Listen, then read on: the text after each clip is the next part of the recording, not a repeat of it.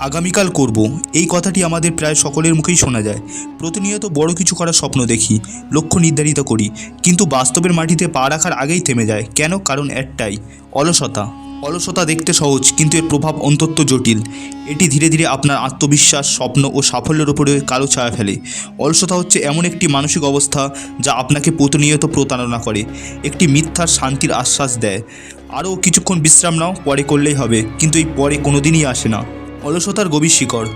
প্রথমে বুঝতে হবে অলসতা শুধুমাত্র শারীরিক নয়, এটি মূলত মানসিক। একজন ব্যক্তি সারাদিন বিছানায় শুয়ে থেকেও মানসিকভাবে সচল থাকতে পারে, আবার কেউ সারাক্ষণ ব্যস্ত থেকেও অলস থাকতে পারে, কারণ সে মূল কাজ এড়িয়ে যাচ্ছে। আপনি যদি বিশ্বের যে কোনো সফল ব্যক্তির জীবনী পড়েন, দেখবেন তারা অলসতা নামক শত্রুর বিরুদ্ধে প্রতিদিন যুদ্ধ করেছে। যেমন Steve jobs, Elon Musk, Yousafzai, এদের কেউ অলস ছিলেন না। তারা প্রতিদিন নিজের সীমা ছাড়িয়ে কাজ করেছেন। তারা জানতেন অলসতা হচ্ছে সময়ের সবথেকে বড় অপচয়। একজন প্রকৃত সফল মানুষ জানে সময় কখনো অপেক্ষা করে না, একবার চলে গেলে তা কখনো ফিরে আসে না। তাই সময়কে ধরে রাখতে হলে অলসতাকে বিদায় জানাতে হবে। অলসতার ছদ্মবেশ। অনেক সময় আমরা নিজেরা অলসতাকে জাস্টিফাই করি। আজ শরীরটা ভালো লাগছে না, এখন মুড নেই, আগে ইউটিউব দেখি, পরে কাজ করব। কিন্তু এই সামান্য বিলম্বই একদিন পাহাড় সম হয়ে দাঁড়ায়। অলসতা চুপচাপ আপনার স্বপ্ন গিলে খায়, আর আপনি বুঝতেই পারেন না। কীভাবে অলসতা কাটাবেন? ছোট থেকে শুরু করুন। আমরা অনেক সময় বড় লক্ষ্য দেখে ভয় পাই, ফলে কাজ না করেই ছেড়ে দিই। আপনি যদি প্রতিদিন 5 মিনিট করেই শুরু করেন, দেখবেন ধীরে ধীরে আপনার অভ্যাস গড়ে উঠেছে। সময় নির্ধারণ করুন। নির্দিষ্ট সময়ে নির্দিষ্ট কাজ করার অভ্যাস গড়ে তুলুন। উদাহরণস্বরূপ, প্রতিদিন সকাল 9টা থেকে 11টা পর্যন্ত শুধুমাত্র আপনার লক্ষ্য নিয়ে কাজ করুন।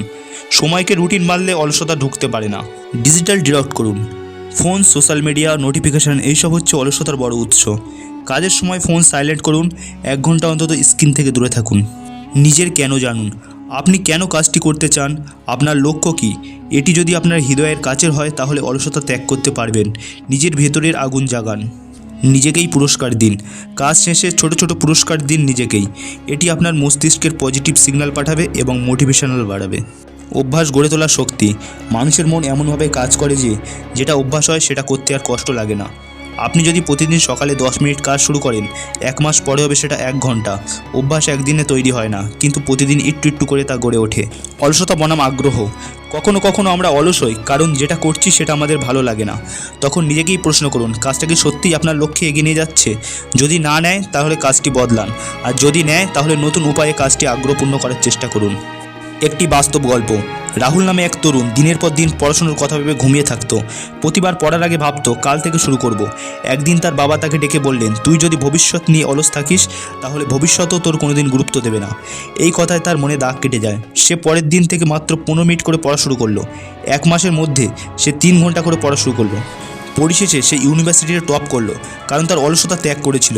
উপসংহার: অলসতা আপনার শত্রু নয়, সুযোগ। ঠিকই শুনছেন, অলসতা যদি ঠিকভাবে চিনতে পারেন, তাহলে সেটি আপনার উন্নতির সিঁড়ি বানাবে। অলসতা যদি ঠিকভাবে চিনতে পারেন, তাহলে আপনার উন্নতির সিঁড়ি বানাতে পারবেন। প্রতিবার আপনি অলস বোধ করেন, তখন নিজেকেই প্রশ্ন করুন, এই মুহূর্ত আমি কি নিজেকেই পিছিয়ে দিচ্ছি?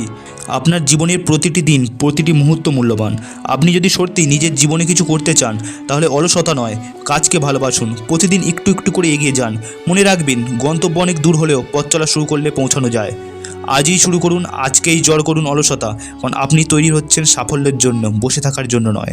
ভিডিওটি ভালো লেগে থাকলে অবশ্যই একটি লাইক দিন, আর এমন নতুন ভিডিও পেতে চ্যানেলটি সাবস্ক্রাইব করতে ভুলবেন না। আর বন্ধুদের সাথে শেয়ার করুন, যাতে তারাও জানতে পারে এই গুরুত্বপূর্ণ তথ্যগুলো।